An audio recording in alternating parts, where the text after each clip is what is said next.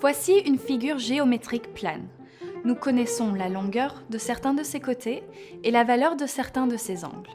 L'un des objectifs de la géométrie est d'apprendre comment calculer la valeur des côtés et des angles inconnus.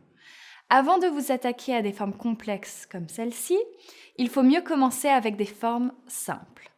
Et l'une des formes les plus simples, c'est le triangle. Nous savons que la somme des angles d'un triangle est égale à 180 degrés. Donc, si vous connaissez la valeur de deux des angles, vous pouvez trouver le troisième par soustraction. Mais qu'est-il des côtés du triangle? Si vous connaissez la longueur de deux côtés, pouvez-vous trouver la longueur du troisième? Une question difficile et dont on apprend la réponse en trigonométrie. Toutefois, pour certains triangles, les triangles rectangles, il y a une réponse simple. Si on connaît la longueur de deux des côtés d'un triangle rectangle, on peut calculer la longueur du troisième côté. On utilise pour cela le théorème de Pythagore, nommé en l'honneur du mathématicien de l'Antiquité grecque Pythagore. Voici ce qu'il dit. Prenons un triangle rectangle. Un triangle avec un angle droit, un angle de 90 degrés, appelons-les trois côtés, A, B et C. Très important, le côté le plus long doit toujours être C.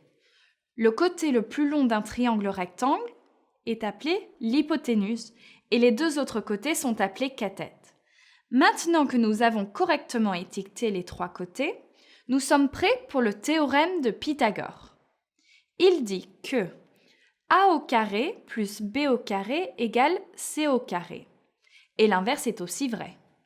Si A au carré plus B au carré égale C au carré, alors on a un triangle rectangle. Prenons un exemple.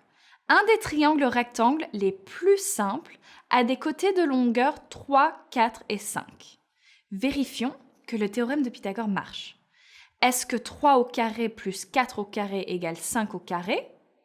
Eh bien, 3 au carré égale 9, 4 au carré égale 16 et 5 au carré égale 25. Et 9 plus 16 égale 25. Ça marche! Prenons un autre exemple. Voici un triangle dont les côtés sont égaux à 9, 40 et 41. 9 au carré égale 81, 40 au carré, 1600.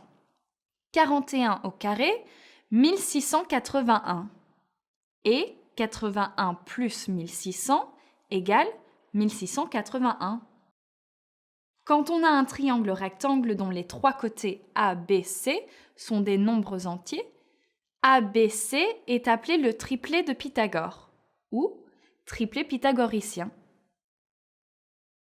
Une fois de plus, souvenez-vous que le théorème de Pythagore ne s'applique qu'au triangle rectangle. Pour un triangle obtus, A au carré plus B au carré est inférieur à C au carré. Et pour un triangle aigu, alors A au carré plus B au carré est supérieur à C au carré. A au carré plus B au carré égale C au carré n'est vrai que pour un triangle rectangle. Prenons un autre exemple. Supposons que nous ayons un triangle rectangle avec une hypoténuse de longueur 10 et un côté de longueur 7. Quelle est la longueur du troisième côté? Appelons-le le côté inconnu A. En utilisant le théorème de Pythagore, nous obtenons A au carré plus 7 au carré égale 10 au carré. En calculant les carrés, on obtient A au carré plus 49 égale 100.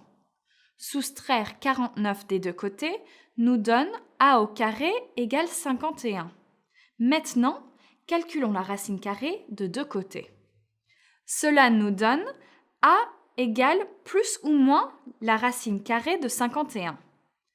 Comme A est une longueur, sa valeur doit être positive. Donc, A égale la racine carrée de 51.